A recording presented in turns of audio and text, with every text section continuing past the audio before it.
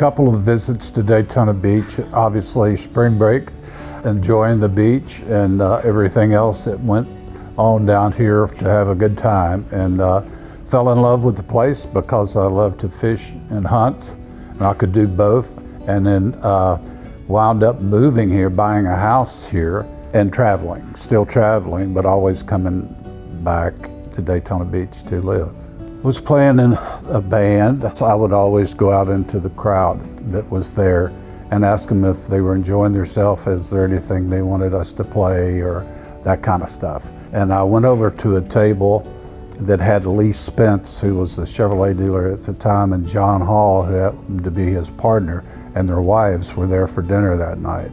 I just like to talk to people. And he said, you'd make a good car salesman.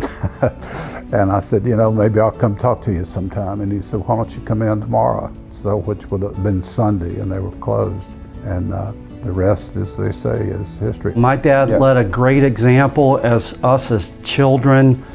Chores, it sounds, you know, kind of corny, but chores, you know, responsibilities. You know, when I came in as a salesperson, it was not given to me. I had to earn my way up through the ranks, and probably had to work harder than everybody else. No, he did it the right way, I feel. When we look back, I wouldn't change anything about our lives. But sometimes I used to feel it was better to be an employee for our family than it was to be a family member for the family. He was a great leader, but he did expect us to do more than what the next person would do.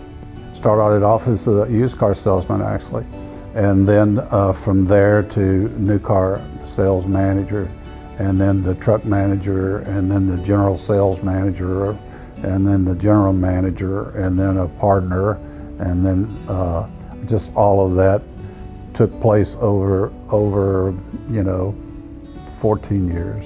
And unfortunately, Lee Spence passed away, and then Jon Hall, my partner for years and years, passed away. I've never changed the name of that dealership, but out of respect to him for all the years we worked together. In high school, junior and senior year, my dad actually was our basketball coach. Take off work, he'd come coach the team, go back to work, and that's probably when it started resonating with me, you know, what it took, unselfish for him to just take his time, go coach, come back, and in our senior year, we actually won the state championship. I always loved the one that said you make a living out of what you get, you make a life out of what you give. And it's not just living in a community, it's being a part of the community that makes a difference.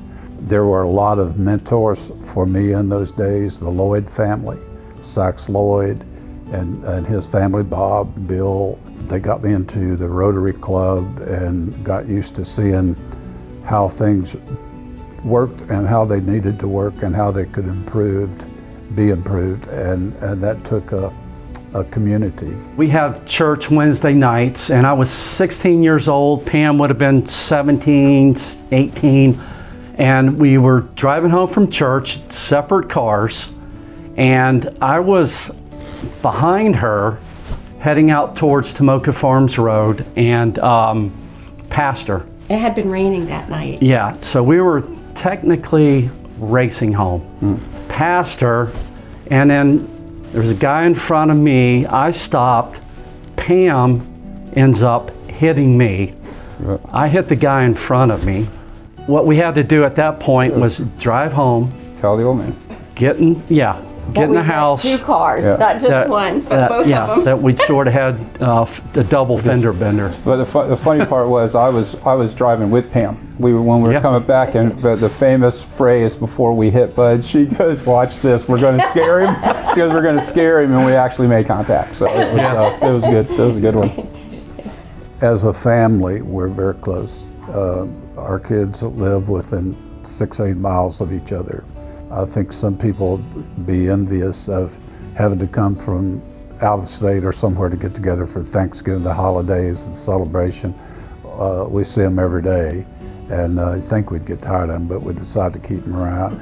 And it's really great because they've taken up the process of being involved in the community, and they do an excellent job, and very proud of them, all of them, for what they do. Pam was like the referee. You know, obviously growing up, she grew up in a household with 3 boys, and we had our disagreements and stuff like that. But I was the baby at the time. I was the youngest, and Pam always stood up for me. Protected you. Yeah, she had to keep those guys off me, and don't let her fool you. She's vicious. She can get it done. At Christmas time, it was the first Christmas, and the tornado came through the town, and it flooded out this apartment complex over here and a lot of the community. And he and then Chief Chitwood just got up and out and took care of all those people, and that was another proud moment that I remember. I went to Greece with the Olympic Committee to bring the torch back to Atlanta and where it started, up there with Muhammad Ali and all. And then Connie met me up there, and we flew back that night. But then to be able to run with the torch in Daytona Beach was really awesome. I think the thing that I'm most proud of, one of the things, there are certainly so many, but one that sticks with me is when he was asked to go to Greece to bring back the Olympic torch, and he was the torch bearer for, our town of Daytona Beach, running it up Main Street. And I'll never forget seeing him running down Main Street with that torch in his hand. And it was just a super proud moment for us. Yeah. Hyatt and Cece Brown are great friends. Bringing the France family over the years that we've known so well, the Hassinis, Gail Emeron and Jill, and the Petrocks, all of the people in the community that have given not only of their wealth and their ability to contribute, but the time they spent on the projects meant for this community. It is amazing. I've been blessed beyond measure with wonderful people surrounding us, and that makes a huge difference. The Council on Aging's been in our community over 50 years, and they cater to a special need of our elderly. And my dad and Connie just had a passion for that going way back. I just remember it being one of the first fundraisers I ever attended. And it's important for the families too, because when the services are provided for the seniors, it gives the families of those seniors peace of mind. Yeah. Yep. It's a win-win for everyone. It's hard to sit here and tell all that the Council on Aging does, but believe me, it has a significant impact on the community at large. I'm proud to be a part of it.